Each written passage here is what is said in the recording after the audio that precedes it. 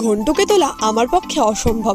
ঘন্টুকে তো আমি কোনোভাবে তুলতেই পারছিলাম না, তো আমি পারছি না দেখে কৌশিক ওকে কোলে তুলে বন্ধ করে দিল আমার ট্রলির বক্সের মধ্যে। আর এটা দেখে মনে হচ্ছে না একদম আলিবাবার গুহার মতন। তো বন্ধ করে দিয়ে কৌশিক দেখো ওর উপরে উঠে কী সব করছে, আর ভিতর থেকে ঘন্টু যা জোরে জোরে হাসছিল না। আর ঘন্টু বেরিয়ে বলছে, পিপি দেখো আমি কোথায় ঢুকে গেছিলাম। আর কৌশিক দেখো ওর এই শরীর নিয়ে ঢুকে পড়লো, ওর এই শরীরে কি বক্সে আটকায় বলো। আর তোমাদের সামনে এখনই আসছে নাগিন 4, দেখবে ট্যানটা। তোমরা একটা গানটা গাওতে কিরকম, মে নাগিন তু সাবেরা। তারপরে এই যে আমি পড়েই যাচ্ছিলাম, কৌশিক আমায় বাঁচিয়ে নিল। তারপরে আমরা চলে গেলাম একটু দিদির বাড়িতে। আর আমাদের বাবা না এখন নতুন নতুন ভয় দেখাতে শিখেছে, কি কিউট না। আমি না তোকে খুব মিস করছি বাবা। আমরা দুজনই এই বেঙ্গালোর বসে যখন তোর ভিডিওটা দেখছি না, মনে হচ্ছে একটু গিয়ে যদি চটকু পটকু করে দিতে পারতাম। তারপরে বাবাদের সাথে খেলাধুলো করে আমি আর কৌশিক চলে গেছিলাম এটিএমে। আমাদের একটু টাকার দরকার ছিল, আসলে ব্যাঙ্গালোরে আসবো, কিছু শপিং করার ছিল, সেই জন্য টাকা তুলে নিলাম।